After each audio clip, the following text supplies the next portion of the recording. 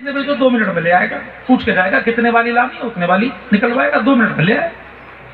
लेकिन माताओं को उनको बारीकी में कैसा बॉर्डर है, कैसा रंग है, कैसा प्रिंट है ना, कैसा कपड़ा है, हर चीज की परख है। उनकी रुचि के विषय अलग है, इनकी रुचि के विषय अलग है। दोनों अगर एक दूसरे की रुचि को जान लें तो अगर पत्नी कुछ बोल रही है तो पति को समझ लेना चाहिए भावनात्मक है, थोड़ी देर बोलेगी, शांत हो जाएगी, क्या उत्तर देना। और पत्नी को पति की कोई बात खराब लग रही है तो उसे भी सोच लेना चाहिए, दूर का सोच के कर रहे हैं, अभी हो सकता है मुझे खराब लग रहा है, आगे कोई ना कोई फायदा होगा। तो फिर पूरा घर कैसा हो जाएगा? मंगल भवन अमंगल हारी, द्रवहु सुदशरथ अजिर बिहारी। ध्यान रखिए, आपका देश पूरी दुनिया की माताओं को सम्मान पूर्वक जीवन का सिद्धांत दे सकता है। अगर भारत विश्व गुरु बनेगा तो पूरी दुनिया की माताएं वो फिर पसली से नहीं बल्कि अर्धनारीश्वर के रूप में पूजी जाएंगी। हमारे यहाँ पहले माँ की पूजा है, परमात्मा को भी हमने पहले माँ कहा। मात पिता तुम मेरे शरण गहूं किसकी, तुमेव माता पिता तुमेव। कहा कि नहीं? दीनदयाल नगर स्थित नेहरू युवा केंद्र में राधा कृष्ण सेवा ट्रस्ट एमडीए के तत्वाधान में 7 दिवसीय श्री राम कथा के छठे दिन प्रसिद्ध कथावाचक मानस मर्मज्ञ अतुल कृष्ण भारद्वाज भक्तों को श्री राम कथा का रसपान कराया। राम कथा में वृंदावन से पधारे कथावाचक अतुल कृष्ण भारद्वाज ने कहा कि जो सच्चा ज्ञानी होता है वही समाज में ज्ञान का प्रकाश फैलाता है। कनिष्ठ भी अपने गुणों से श्रेष्ठ हो सकता है क्योंकि श्रेष्ठता सदैव हम पर निर्भर करती है। विषम परिस्थितियों में कष्टों को खेलने का देखने का ये प्रयास करना चाहिए। श्रेष्ठता प्राप्त करने का ये प्रथम सोपान है। भरत से हमें प्रेरणा लेनी चाहिए कि ये त्याग व भक्ति ही श्रेष्ठ होती है। क्या भरोसा है इस जिंदगी का, साथ देती नहीं किसी का,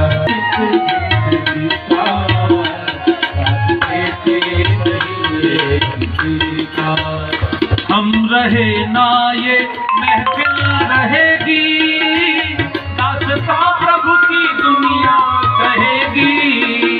हम रहे ना ये महफिल रहेगी, दास्तां पूरी दुनिया कहेगी। नाम रह जाएगा राम जी का, क्या भरोसा है इस जिंदगी का। नाम रह जाएगा राम जी का, क्या भरोसा है जिंदगी का। क्या भक्ति नहीं है किसी का, क्या भरोसा है इस जिंदगी का। साथ देते जरा सबकी ताली।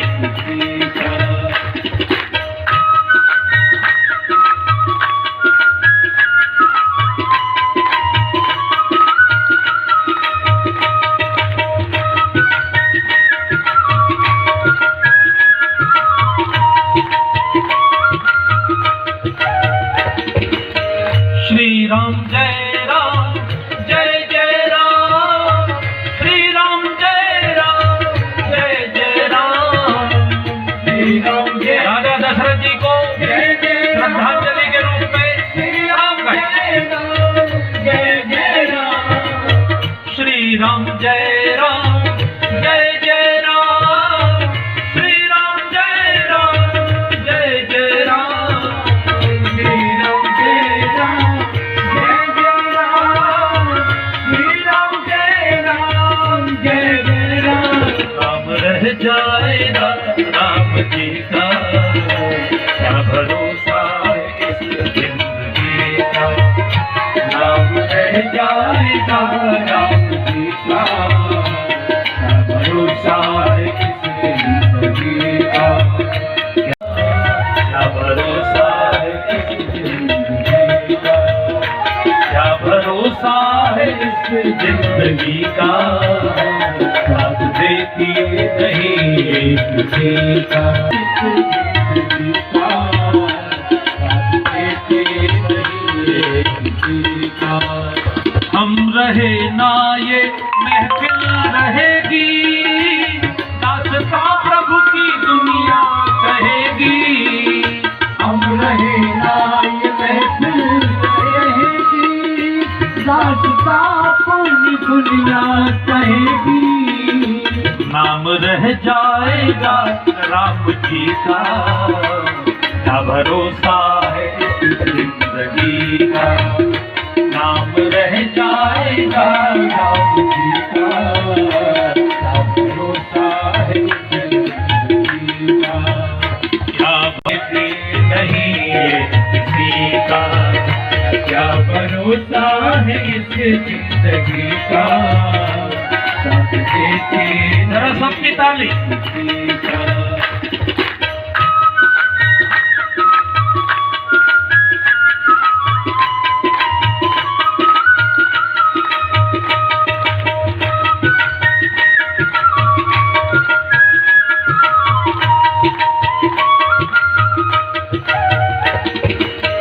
श्री राम जय राम, जय जय राम। श्री राम जय राम, जय जय राम। श्री राम जय। राजा दशरथ जी को श्रद्धांजलि के रूप में श्री राम जय राम, जय जय राम। श्री राम जय राम, जय जय राम। श्री राम जय राम, जय जय राम। श्री राम जय राम, जय जय राम। श्री राम जय राम, जय जय राम। राम रह जाएगा राम जी का, क्या भरोसा है इस जिंदगी का। राम रह जाएगा राम जी का, क्या भरोसा है इस जिंदगी का। अतुल कृष्ण भारद्वाज ने राम भरत मिलाप प्रसंग सुनाते हुए कहा कि भरत चित्रकूट से श्री राम की चरण पादुका लेकर आई और चरण पादुका को ही सिंहासन पर रखकर भगवान की अयोध्या वापस आने के पूर्व ही राम राज्य की स्थापना कर दी। भरत से हमें त्याग की प्रेरणा लेनी चाहिए, त्यागी व्यक्ति ही सदैव श्रेष्ठ होता है। उन्होंने कहा कि हम सभी को अपनी योग्यता बढ़ानी होगी। बोलते हैं उसमें ताज बेगम के भी लिखे हुए भजन है। हूँ तो तुर्कानी लेकिन हिंदुआनी कहूंगी, मैं तो गोविंद के गुण गाऊंगी। ये उनका, जबकि उन्होंने इस्तीफा भेज दिया था, वो उत्तर प्रदेश के गवर्नर रहे अकबर के शासन में। तो जैसे ही जहांगीर बना उन्होंने चिट्ठी लिख दी, बोले भैया मेरा राजनीति से कोई मतलब नहीं है, मुझे छोड़ दो, मैं आपके सिंहासन पर दावेदारी पेश नहीं कर रहा। और उनको जाके छुप के रहना पड़ा चित्रकूट। और जानते हैं कितनी परिस्थिति में, एक भाड़ भूनने वाला जो था भड़भूजा, उसके यहाँ उन्होंने भाड़ भूनने का काम किया, मजदूर बन के चुपचाप रहे। एक दिन भाड़ भूनते समय कुछ गुनगुना रहे थे तो गोस्वामी तुलसीदास जी वहां से निकल रहे थे। तो तुलसीदास जी ने देखा कि भाड़ में ईंधन झोंकने वाला इतना विद्वान कैसे हो सकता है। तो पहचान गए कि रहीमदास जी हैं। तो उन्होंने वैसे ही पूछा कवित्व में, जाके सर असभार सो भूजत असभार क्यों। कि जिसके सिर पर इतना बड़ा दायित्व रहा, गवर्नर रहा पूरे उत्तर प्रदेश का, वो यहाँ भाड़ क्यों भून रहा है। रहीमदास जी ने कहा, चित्रकूट में रम रहे रघुपति अवध नरेश, और जा पर विपदा परत है सोई आवत एही दे।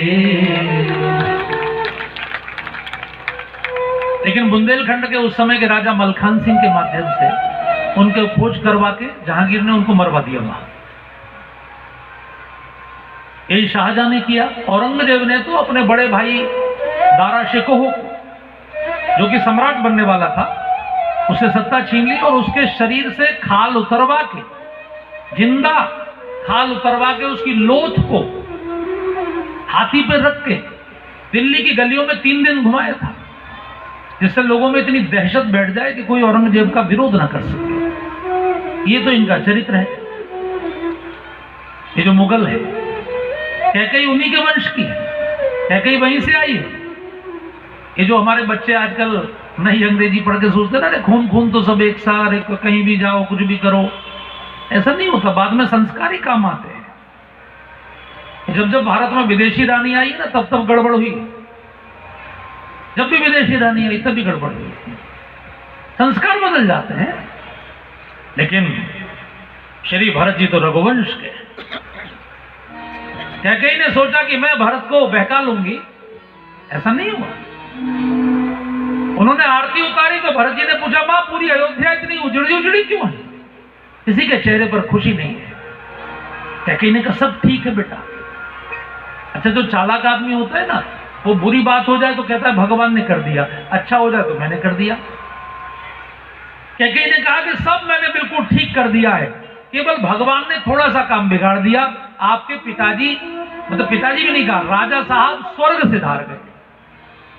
कछुक काज विधि बीच बिगाड़्यो, भूपति सुरपति पुर पग धार्यो। अब देखिए कैसी रानी है, इसने ये नहीं कहा कि मेरे पति या तेरे पिता, इसने कहा राजा साहब स्वर्ग से धार गए, जिससे कि भरत की सीधी निगाह राजगद्दी पर जाए।